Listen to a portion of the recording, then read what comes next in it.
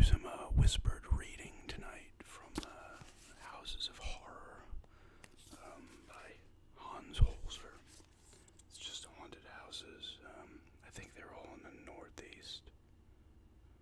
I could be wrong, though. I probably am. No gum chewing this time. I'm going to try whispered. Trying to not necessarily lay off the gum chewing, but not go as hard with it. I'm sure tomorrow's video will have gum chewing in it. But anyway, here we go. The first story here is the Somerset Scent.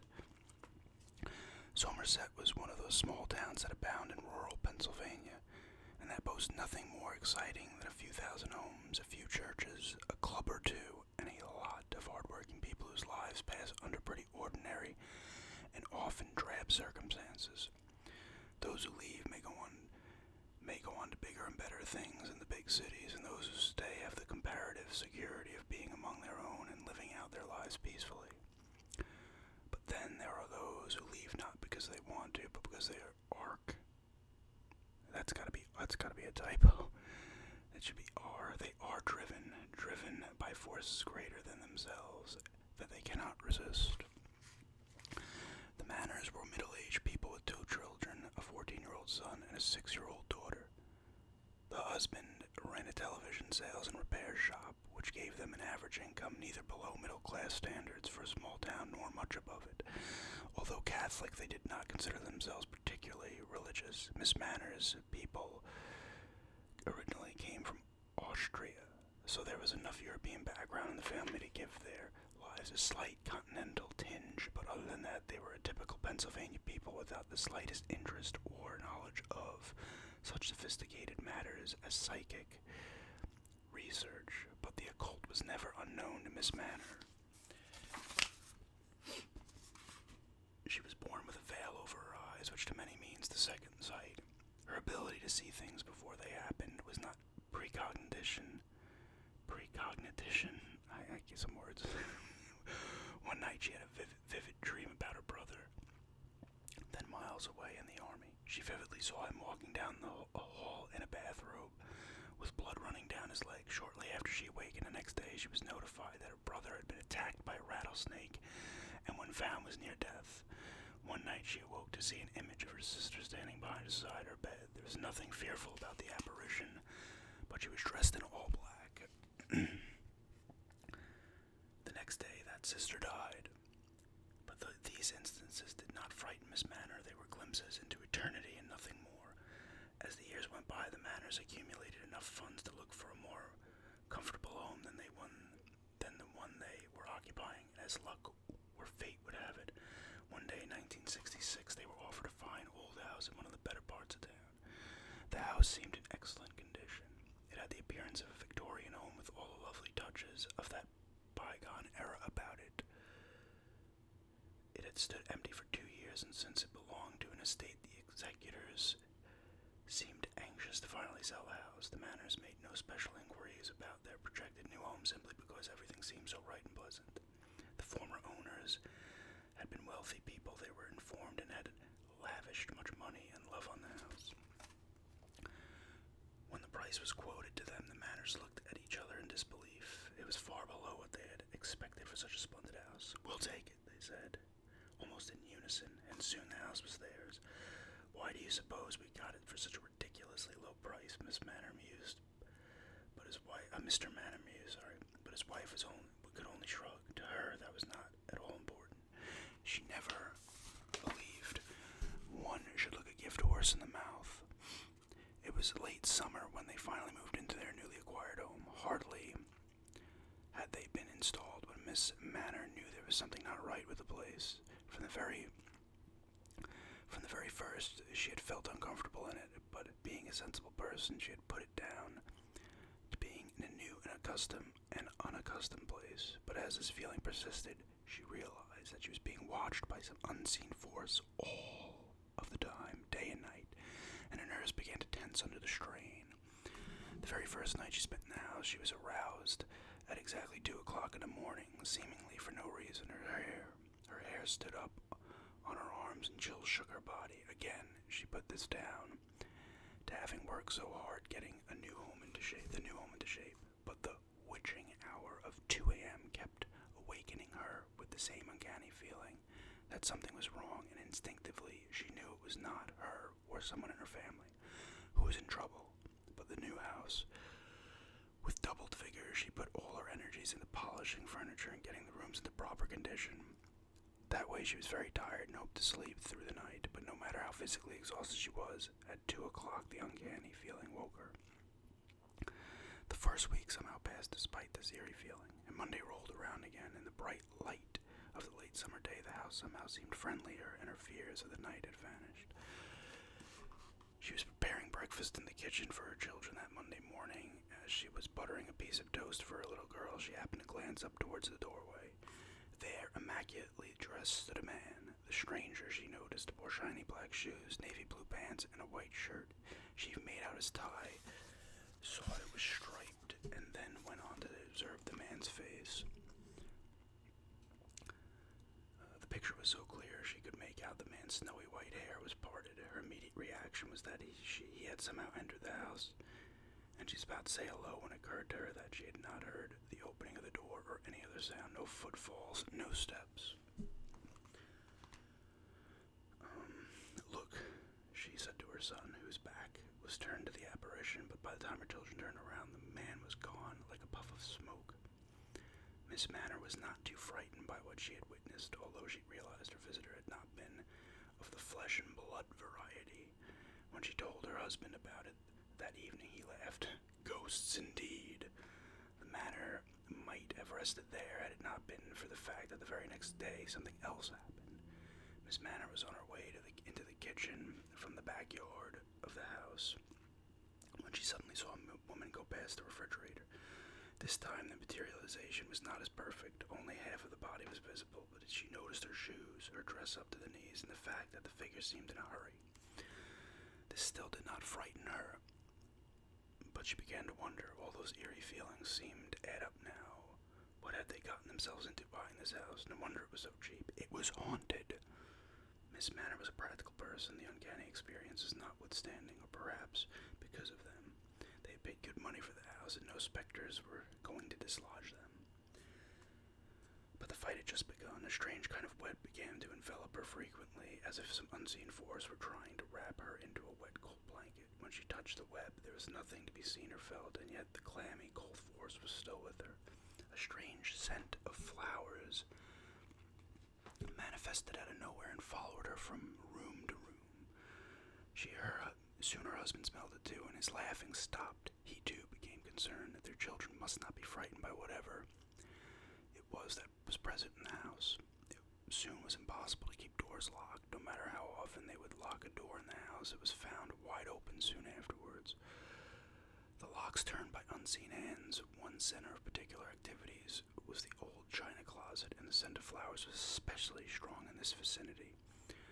What are we going to do about this? Miss Manor asked her husband one night. They decided to find out more about the house for starters. They had hesitated to mention anything about their plight out of fear of being ridiculed or thought unbalanced. In a small town, people often don't like to talk about ghosts. The first person Miss Manor turned to was a neighbor who had lived down the street for many years.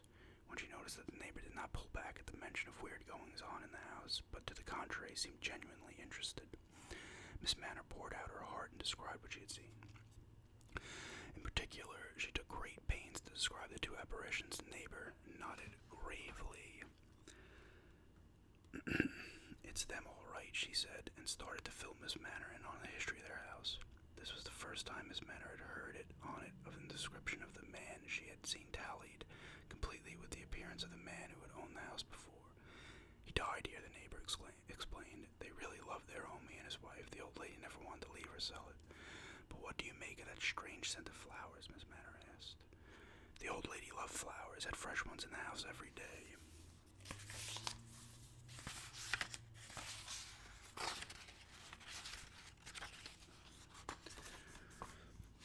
Relieved to know what it was all about, but hardly happy at the prospect of sharing a house with ghosts, Miss Manor then went to see the chief of police in the hopes of finding some way of getting rid of her unwanted guests. The chief scratched his head. Ghosts, he said, not at all jokingly. If you got me there, that's not my territory. But he promised to send an extra patrol around in case it was just old-fashioned burglars. Miss Manor thanked him and left. She knew otherwise, and realized the police would not be able to help her. She decided they had to learn to live with their ghosts, especially as the latter had been in the house before them. Perhaps it wouldn't be so bad after all, she mused, now that they knew who it was that would not leave. Perhaps one could even become friendly, sort of one big happy family. Half people, half ghosts. There was another weird typo in there. But she immediately rejected the notion. What about the children? So far they had not seen any ghosts, but they knew of the doors that wouldn't stay shut and the other uncanny phenomena.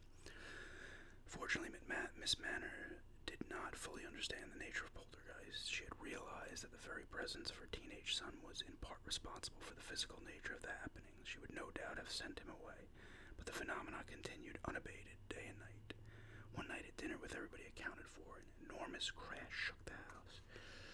It felt as though a ton of glass had fallen on the kitchen floor. When they rushed into the kitchen, they found everything in order, nothing misplaced.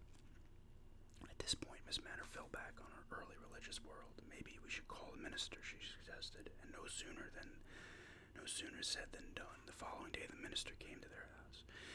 When he heard of their story, he nodded quietly and said a silent prayer for the souls of the disturbed ones.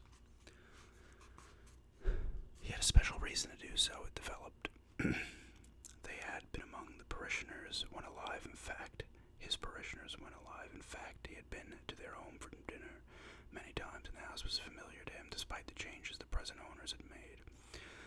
If anyone could, surely their own minister should be able to send the ghost away.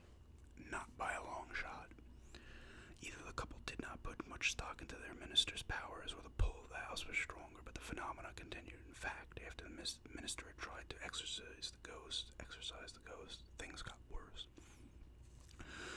Many a night the Manors ran out into the street when lights kept going on and off by themselves. Fortunately, the children slept through all this, but how long would they remain unaffected?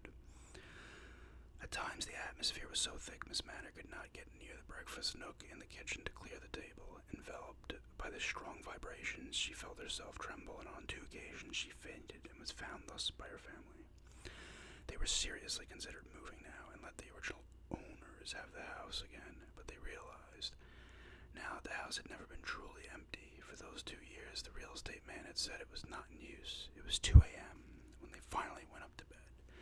Things felt worse than ever before. Miss Manor clearly sensed 3 presences with her now, and started to cry. "I'm leaving this house," she exclaimed. "You can have it back." Her husband had gone ahead of her up the stairs to get the bedding from the linen closet. She began to follow him and slowly went up the stairs. After she climbed about halfway up, something forced her to turn around and look back. What she saw has remained with her ever since, deeply impressed in her mind with the acid of stark fear. Down below her on the stairway was a big, burly man trying to pull himself up the stairs. His eyes were red with torture as he tried to talk to her. Evidently, he had been hurt, for his trousers and shirt were covered with mud. Or was it dry blood? He was trying to hang onto the banister and held his hands out toward her. Oh God, it can't be true, she thought, and went up a few more steps. Then she dared look down again. The man was still holding out his hand in a desperate move to get her attention. When she failed to respond, he threw it down in a gesture of impatience and frustration. With a piercing scream, she ran up the stairs to her husband, weeping out of control. The house had been firmly locked and no one could have gained entrance, not that they thought the apparitions were flesh and blood people. The next morning, no trace of the nocturnal phenomenon could be found on the stairs. It was as if it had never happened. But that morning, the Manors decided to pack and get out fast. "I want no more houses," Miss Manor said firmly, so they bought a trailer. Meanwhile, they moved into an apartment. But their furniture and all their belongings were still in the house, and it was necessary to go back a few more times to get them. They thought that since they had signed over the deed to the house, it would be all right for them to go back. After all, it was no longer their house.